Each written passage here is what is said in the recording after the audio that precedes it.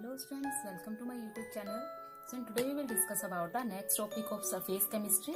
Plus 2 chemistry का जो हमारा सरफेस केमिस्ट्री चला हुआ है उसका लेक्चर नंबर 9 करने वाले हैं, जिसके अंदर हम पढ़ेंगे preparation of colloid. Before starting video please like and subscribe my channel. तो स्टूडेंट देखो, हमने प्रिपरेशन करनी है कोलॉइड की. इससे लास्ट वीडियो में हमने पढ़े थे कि हमने प्रिपरेशन करी थी preparation of colloid on the basis of dispersion face and medium. तो लास्ट वीडियो में हमने फेस और मीडियम के बारे में डिस्कस किया था, जिसके अंदर हमने लायोफिलिक और लायोफोबिक के बारे में डिस्कस किया था. ठीक है, लायोफिलिक और लायोफोबिक.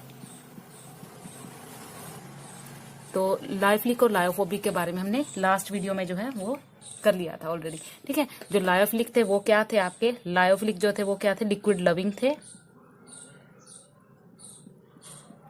और जो लायोफोबिक थे वे क्या थे, लिक्विड हेटिंग थे. ठीक है, तो लास्ट वीडियो में हम इसके बारे में ऑलरेडी डिस्कस कर चुके हैं. यदि हम देखें on the basis of disperse phase, तो इसके बेस पे मैंने आपको 3 टाइप्स बताई थी इसकी. ठीक है, 3 टाइप्स बताई थी. 3 टाइप्स कौन कौन सी थी स्टूडेंट्स, वो कौन कौन सी थी वो हम पढ़ेंगे इसमें. एक तो थी मल्टीमोलिक्यूलर,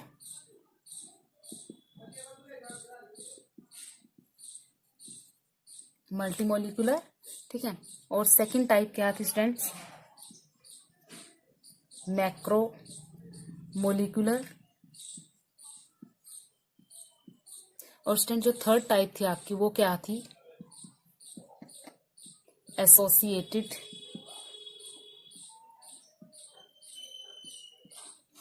कोलॉइड्स. ठीक है, तो आज वाली वीडियो में हमने इन तीनों के बारे में डिस्कस करनी है. ठीक है, पिछली वीडियो में हमने लायोफिलिक लायोफोबिक पढ़ा था, अब हमने इन तीनों के बारे में पढ़ना है. तो स्टूडेंट जैसा कि आप नाम से पता लगता है, मल्टी का क्या मतलब है, मल्टी मतलब बहुत सारी. ठीक है, छोटे छोटे से मॉलिक्यूल्स का कलेक्ट होना. ठीक है, जब छोटे छोटे से पार्टिकल हैं आपके पास, सपोज ये, उससे पहले आपने पिछली वीडियो में मैंने स्टार्टिंग में बता दिया था, जो कोलॉइड्स पार्टिकल होते हैं, कोलॉइड्स पार्टिकल जो रियल कोलॉइड पार्टिकल्स होते हैं,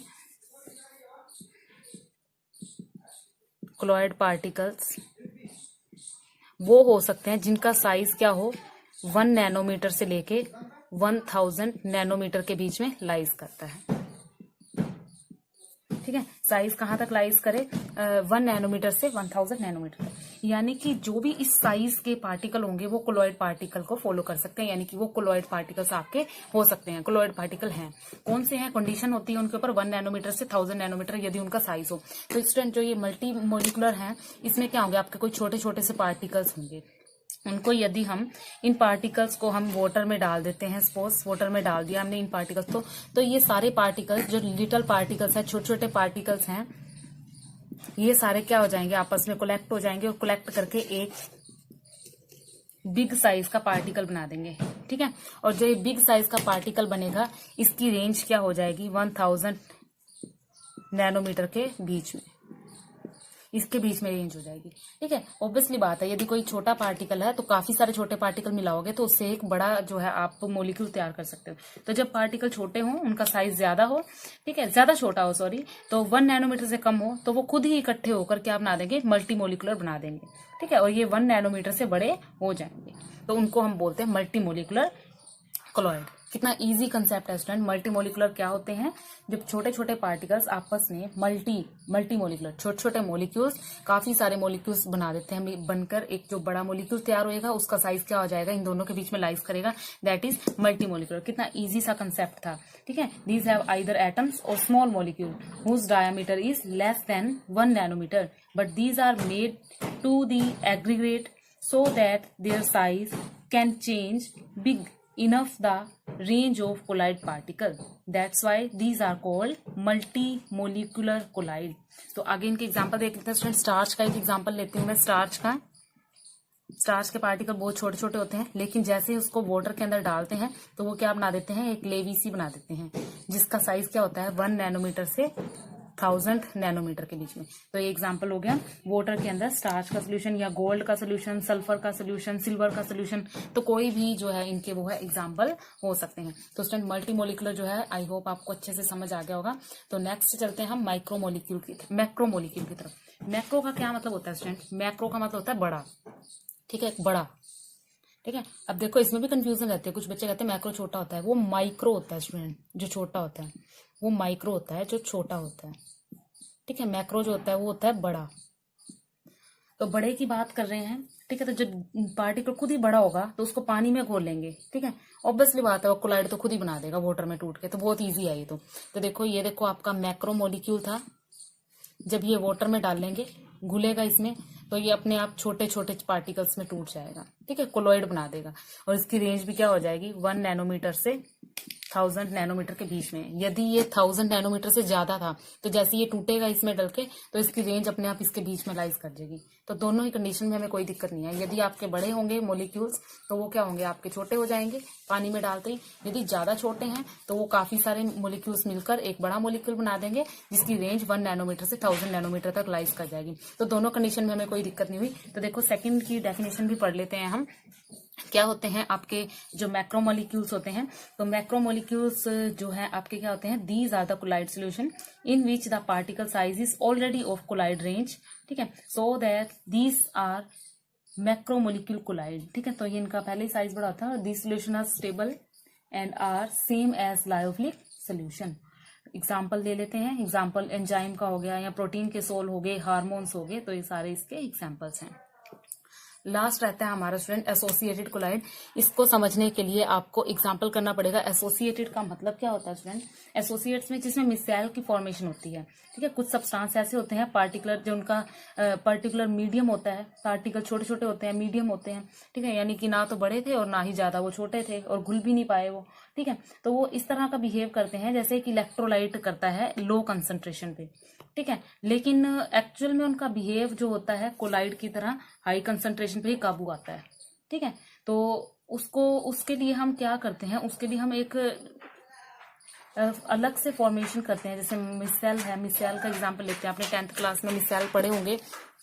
मिसाइल देखो 10th क्लास में आपने पढ़ा होगा, समझ आया आपको, नहीं आया मुझे नहीं पता, लेकिन मैं यहाँ पर जो आपको मिसाइल की फॉर्मेशन बताने वाली हूँ वो इतने इजी तरीके से बताने वाली हूँ कि आपको 10th वाला क्वेश्चन भी जो है लर्न हो जाएगा। तो सबसे पहले आपको मिसाइल को समझना होगा, तभी आप एसोसिएटेड कोलाइड्स को समझ सकोगे। तो सबसे पहले इसका एक बार स्क्रीनशॉट ले लो। तो मैं आपको एसोसिएट को समझाने के लिए मिसाइल फॉर्मेशन अच्छे से समझाती हूँ, उसके बाद ही इसको करेंगे, ठीक है। तो एक बार इसका स्क्रीनशॉट ले लो, चलते हैं मिसाइल की तरफ। तो देखो स्टूडेंट, सबसे पहले आप एसोसिएटेड कोलाइड्स देखो। एसोसिएटेड कोलाइड है क्या, तो देखो some substance when dissolve in a particular medium, किसी पर्टिकुलर मीडियम में आप किसी सब्सटेंस को डिसॉल्व कर देते हो, बिहेव एज इलेक्ट्रोलाइट, वो ऐसा बिहेव करेगा जैसे वो इलेक्ट्रोलाइट है। कब, जब कंसंट्रेशन क्या होगी, लो, ठीक है। बट बिहेव एज कोलाइड, वो कोलाइड का बिहेव करेगा, कब करेगा, जब उसकी कंसंट्रेशन क्या होगी, हाई। अब हाई कंसंट्रेशन होगी, कोलाइड मिल गया, फिर दिक्कत ही क्या है, दिक्कत है भाई साहब, दिक्कत ये है कि हाई कंसंट्रेशन पे ये एग्रीगेट बनाना शुरू कर देगा स्टूडेंट्स, ठीक है। फॉर एग्जांपल सोप सोल्यूशन, ठीक है। सोप सोल्यूशन को समझने के लिए देखो क्या है, इस एग्रीगेट को खत्म करने के लिए हमें सोप सोल्यूशन के बारे में पढ़ना पड़ेगा। उसमें स्टूडेंट्स जो मेन है, आपने 10th क्लास में पढ़ा है, आप मिसाइल बोल देते थे उसको, कोई मिसाइल बोल देता था, एक्चुअल में ये होता है मिसाइल, ठीक है। कोई माइसेल बोल देता है इनको, तो ये एक्चुअल में होते क्या है, मिसाइल। अब सारी स्टोरी इन मिसाइल्स की है। एक्चुअल में होता क्या है, देखो जो सोप और डिटर्जेंट है, ठीक है, स्टीरिक एसिड से मिलकर बनते हैं। क्या फॉर्मूला होता है स्टीरिक एसिड का, C17 H35 COO negative Na positive, ठीक है। तो ये फॉर्मूला जो है इसका होता है। बनता कैसे है ये, देखो C17 H35 COOH, जब सोडियम के साथ स्टीरिक एसिड सोडियम के साथ जब रिएक्ट करता है, ठीक है, तो एक्चुअल में ये किसकी फॉर्मेशन करता है, ये C17 H35 COO नेगेटिव और Na पॉजिटिव, इसकी फॉर्मेशन जो होती है यहाँ पर, ठीक है। अब क्या है, जो एग्रीगेट्स है ना, ये एग्रीगेट्स हैं जो, ये जो सोप पार्टिकल्स के हैं ना, ये फॉर्म होंगे कब, जब ये वाटर में डिसॉल्व होगा हाई कंसंट्रेशन पे, ठीक है। हाई कंसंट्रेशन में वाटर में जब हम सोप जो है, सोप के पार्टिकल डिसॉल्व होंगे तो क्या करेंगे, वो एक एग्रीगेट बनाएंगे, ठीक है। उसके बारे में ही हमने समझना है। अब मिसाइल्स जो ये है आपके, ये किस तरह से होंगे, देखो जरा, अगर मैं इसको बनाऊंगी तो क्या होगी, ये हाइड्रोकार्बन का पोर्शन है सारा, ठीक है। सबको पता है हाइड्रोकार्बन इस तरह से अपनी चेन बनाएगा लाइक दिस, ठीक है। और इस तरह से उसने चेन बना ली अपनी, ठीक है। तो यहाँ पर COO नेगेटिव, तो यहाँ पर आपको देखने से, इसको देखने से हमें ऐसा लगता है कि ये तो इसका हो गया हेड, और ये वाला पोर्शन जो हो गया ये कैसा हो गया, इसका टेल, ठीक है, बड़े ध्यान से समझना, मैं बड़े इजी और देसी तरीके से समझा रही हूँ इसको। ये इसका हेड हो गया स्टूडेंट्स, और ये इसका क्या हो गया, टेल हो गया। ठीक है, हेड जो है वो एनायन है, देखो एनायनिक पोर्शन है ये एनायनिक पोर्शन है। ठीक है, ऑब्वियसली बात है कि ये क्या हुआ, हाइड्रोफिलिक है, हाइड्रोफिलिक है। पता तो लग गया होगा ना हाइड्रोफिलिक क्यों है, एनायन होने के कारण। अगर ये हाइड्रोफिलिक है स्टूडेंट, अभी पीछे ही तो पढ़ा था हमने, यहाँ दिखा मिटो दिया मैंने, लायोफिलिक और लायोफोबिक। फिलिक का मतलब क्या है कि वो लिक्विड लविंग है, लिक्विड लविंग है। अब टेल की बात आ गई, हाइड्रोकार्बन है स्टूडेंट्स टेल, है ना, सबको पता है हाइड्रोकार्बन है, यानी हाइड्रोफोबिक होगा, हाइड्रोफोबिक होगा। तो स्टूडेंट हाइड्रोफोबिक होने के कारण ये क्या करेगा, लायोफोबिक क्या करता था, लिक्विड हेट करेगा, लिक्विड को हेट करेगा। तो स्टूडेंट्स जिसको ये चीज ये समझ आ गई ना, उसके लिए आगे कुछ भी नहीं बचा।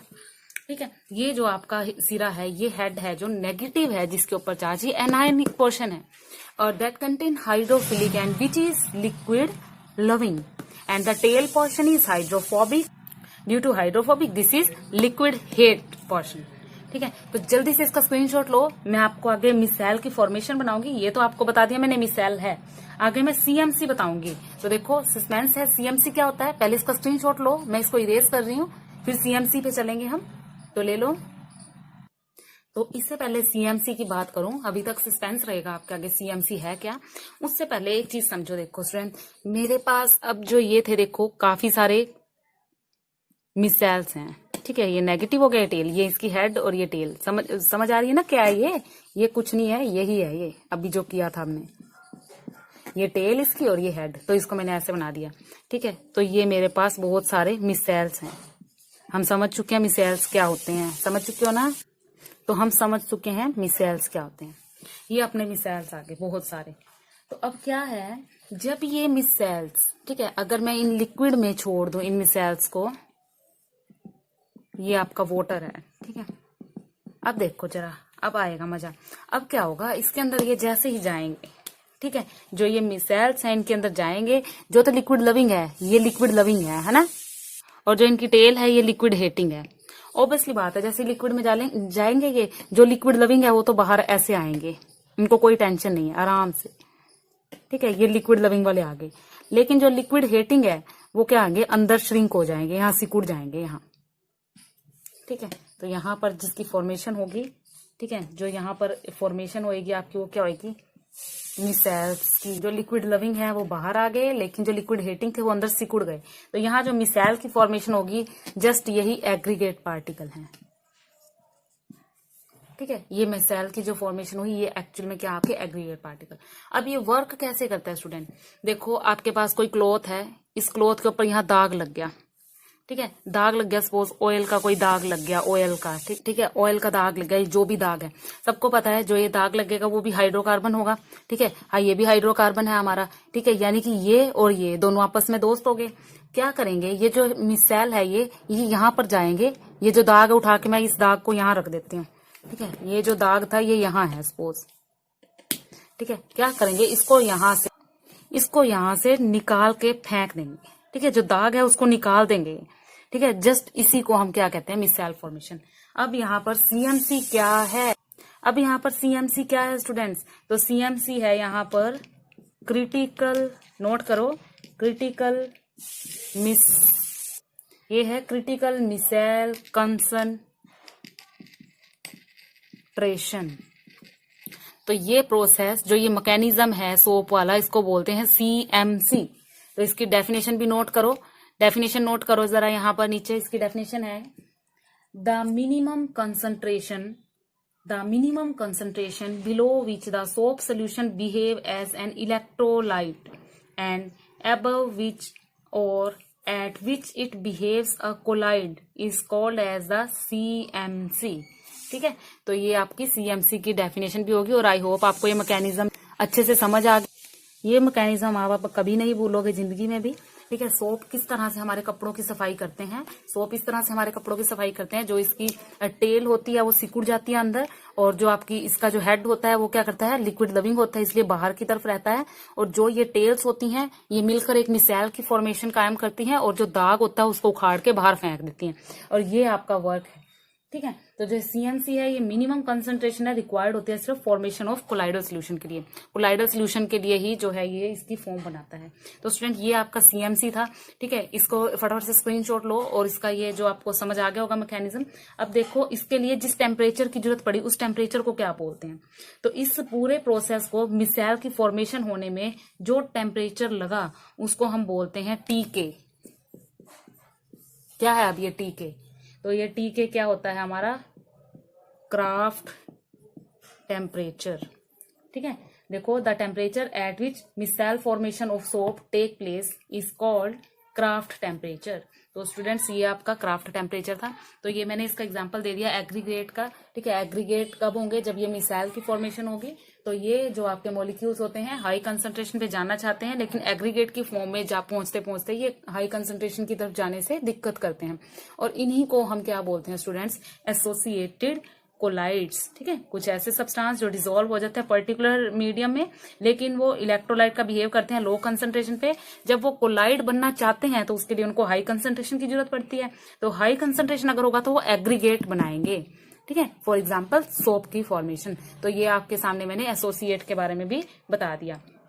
ठीक है, अब अगर आपको क्लींजिंग एक्शन ऑफ सोप देखना है कि एक्चुअल में क्लींजिंग एक्शन ऑफ सोप होता क्या है, तो उसके लिए आप मेरी प्लेलिस्ट में जाइए, वहां पर आपको यूनिट 16 मिलेगी, उसके अंदर सोप की फॉर्मेशन है सारी। ठीक है, तो ये वीडियो के एंड में भी मैं आपको स्क्रीनशॉट दे दूंगी, आप वहां से भी आप नोट कर सकते हो। ठीक है, सोप की फॉर्मेशन वाला सारा क्वेश्चन जो है उसका मैंने डाल रखा है उसके अंदर, आप वहां से भी नोट कर सकते हो, जरूरी नहीं है कि आपको 16 यूनिट में जाना पड़ेगा। तो इसको नोट करो फटाफट से। तो साथ में मैं आपको इन तीनों के बीच में जो डिफरेंस है मैक्रो, मल्टी और उसमें, तो उसका भी आपको यहाँ पर मैं शॉट देने वाली हूँ ताकि आप वहां से इनको नोट कर लो। तो पहले इसका लो स्क्रीनशॉट जल्दी से।